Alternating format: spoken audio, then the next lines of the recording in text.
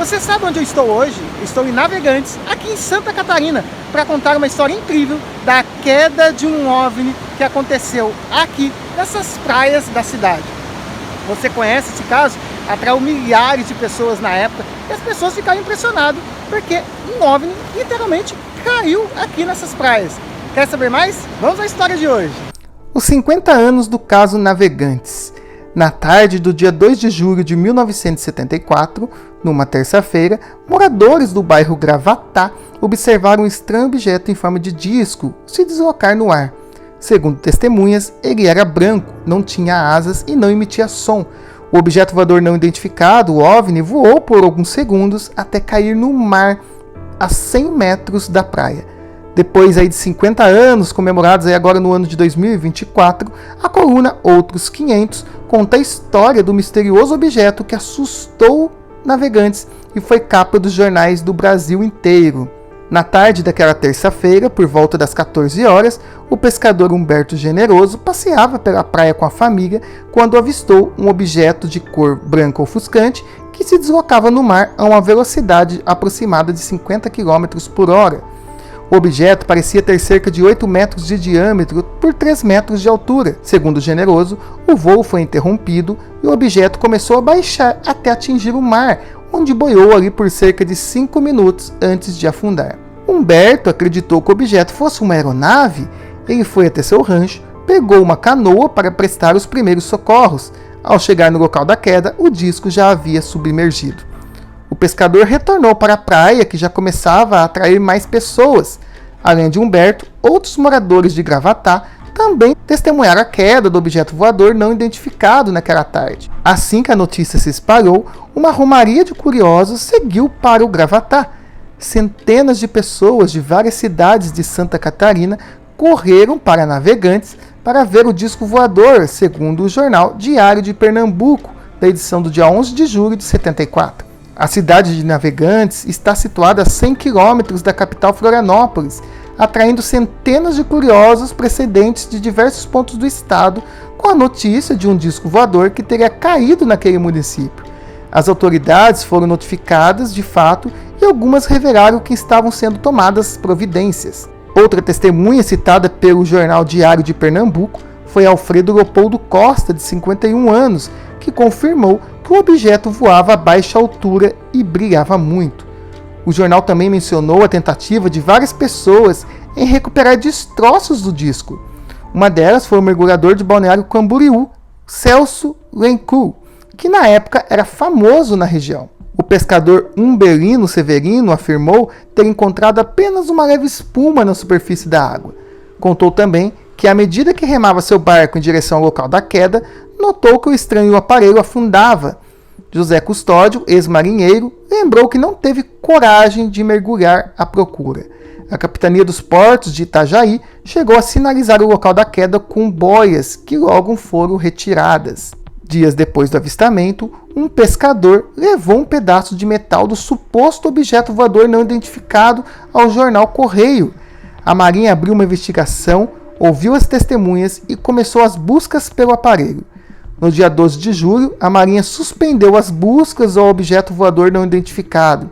A informação é do jornal O Estado, do dia 13 de julho de 74. Por ordem de autoridades da Marinha, foram suspensas as buscas ao objeto, ou ao disco voador, que teria caído na praia de Gravatá, em Navegantes, e afundado em seguida. O jornal destacou na reportagem que a procura de curiosos já havia diminuído bastante.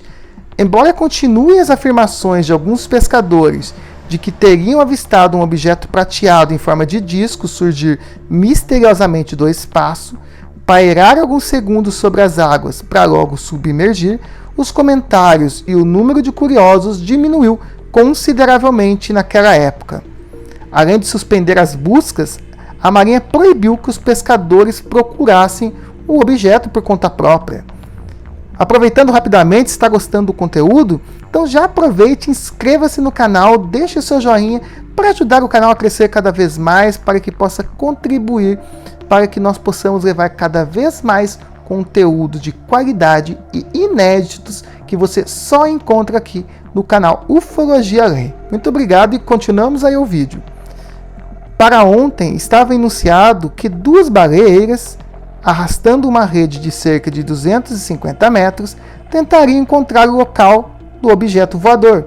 Entretanto, autoridades da Marinha estiveram no local e proibiram esse trabalho de busca, bem como dos mergulhadores, que já estavam há 2 dias agindo no local, segundo o jornal da época. A Capitania dos Portos de Itajaí também investigou o incidente, mas não fez nenhum pronunciamento oficial. A Marinha do Brasil anunciou que investigaria o caso e a notícia foi capa até da Folha de São Paulo, do dia 15 de julho de 1974. Apesar do anúncio do resultado, a investigação nunca foi divulgada. No dia 22 de maio de 2012, foi oficializado um pedido de acesso à informação dirigido ao Ministério da Defesa, Comando do Exército, sobre o avistamento de OVNI em Navegantes. Na data do dia 2 de julho de 74, em resposta enviada no dia 11 de junho daquele ano, o Ministério da Defesa, o Comando do Exército, negou ter conhecimento de algum relatório a respeito do assunto. O Centro de Inteligência do Exército, o CIEE, não possui em seus arquivos informações ou relatórios de investigação com coleta de moradores da praia de Navegantes, Santa Catarina, sobre o caso do objeto voador não identificado que teria caído entre as 14 e as 15h30 do dia 2 de julho de 1974. Também chegaram a dizer que na época poderia ter ligação, na verdade, com uma anomalia atmosférica que teria acontecido na região naquele mesmo dia, naquele mesmo ano. A irregularidade da anomalia do campo magnético da Terra, que fica sobre o sul do Brasil e que em 1974 tinha no seu centro Navegantes. Chamado oficialmente de anomalia do Atlântico Sul, o fenômeno é estudado por cientistas russos e norte-americanos desde a década de 60. Sobre o objeto que caiu em Navegantes, uma possibilidade também levantada na época era que fosse um balão meteorológico, ou um satélite russo, ou talvez americano, confundido por pesquisadores do Gravatá com um disco voador. Sem confirmação da Marinha, que investigou o caso, o mistério ainda persiste 50 anos depois e provavelmente continuará nos próximos 50 anos.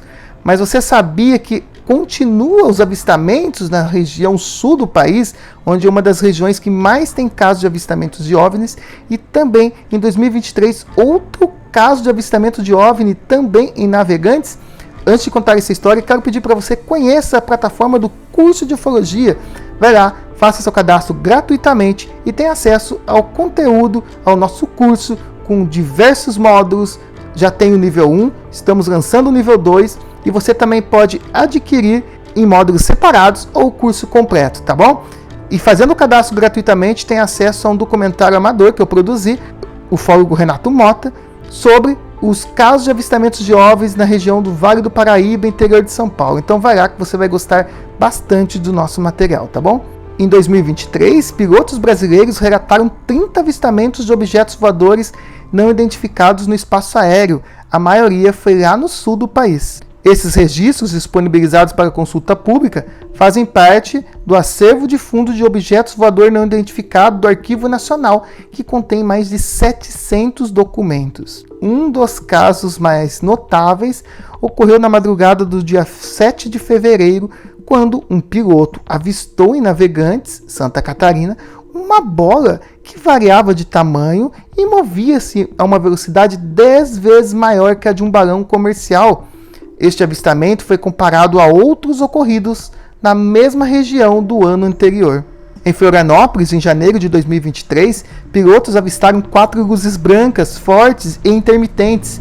Em fevereiro, também, durante um voo em Curitiba e Porto Alegre, 2 pontos de luz nas cores branca e vermelho foram observados.